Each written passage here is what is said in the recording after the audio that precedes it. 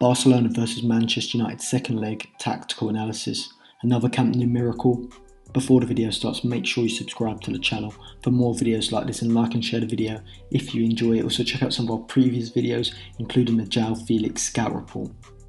United go into this game after their 1-0 loss to Barcelona, knowing they need a win at the Camp Nou to progress through to the Champions League semi-finals. But what can Solskjaer take from the first leg?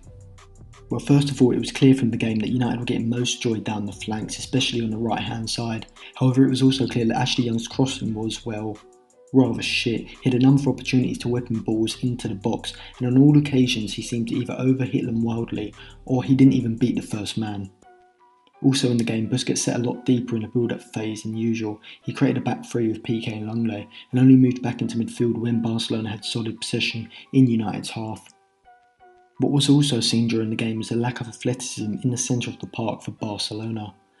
Pogba, Fred and McTominay certainly had the better of the play in terms of the physical battle when United won the ball back and tried to transition quickly. Arthur and Rakitic were too easily brushed aside by McTominay and Pogba, which was a good outlet for United to start counter-attacks. The back five also worked very well with Lindelof and Shaw marking Coutinho and Messi tightly when Barcelona were in possession. This stopped both of them being able to turn into half spaces when they received the ball. Despite these positive points, United's lack of creativity was also apparent. While Young and Dalot were getting in good positions, neither could isolate their fullbacks one-on-one and go past them.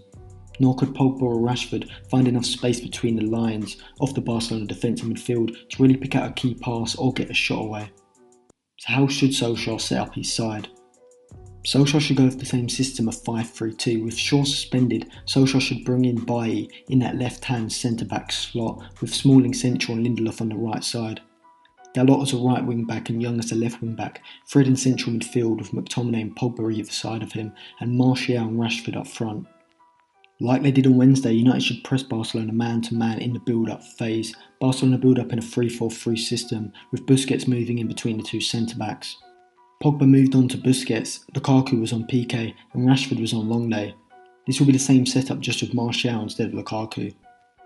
Longley showed that he can misplace passes and get caught on the ball, so Rashford should sit off Longley a bit, force the ball over to that left-hand side before initiating the press. Fred and McTominay will be tight on Arthur and Rakitic. Dalot and Young will push up onto their fullbacks if Barcelona shift the ball onto their side, but if the build-up is on the other side, they should sit narrower to close down the space between them and the central midfielder. As Shaw did in the first leg, Bailly should sit tight to Messi when he is on his side in an advanced position, but when he moves deeper into the central midfield position, he becomes Fred's responsibility, where Fred will either sit close to him when he is in his zone or close him down quickly when he receives the ball. As happened in the first leg when Barcelona beat the press and have the ball in United's half, either Martial or Rashford should move deeper to mark Busquets and prevent him from dictating the game from that reduced position. On the left-hand side, Bailly should be wary of Suarez's in-out movement, where he goes short before spinning in behind into the space that he has left, as he did for Luke Shaw, and Barcelona created a key chance from this movement. Bailly shouldn't follow Suarez instantly when he does this, instead he should be aware of the space left in behind him. On the right hand side, if Coutinho plays, and Lindelof should have a simple task of sticking tight to the Brazilian until he moves into a deep midfield position, as Lindelof did in the first leg. If Dembele plays, Lindelof should do the same as Bailly, being aware of the space in behind him and not following the winger into midfield, as Dembele could spin in behind him and use his pace to exploit that right hand channel. In terms of offensive play, Solskjaer should play Dalot on the right hand side because United were able to create chances down that left hand side to whip in crosses, but Young's poor crossing meant that United couldn't take advantage of this.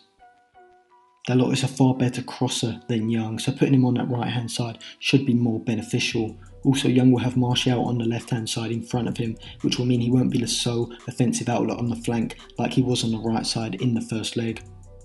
When United win the ball in around half, they should look to play quick, direct balls into Pogba and McTominay into the wide centre midfield positions because, as I identified previously, Arthur and Rakitic struggled in their physical battle against those two in the first leg, so if Pogba and McTominay can dribble with the ball into the space wide of the centre midfield, this will be a great outlet for United to start counter-attacks.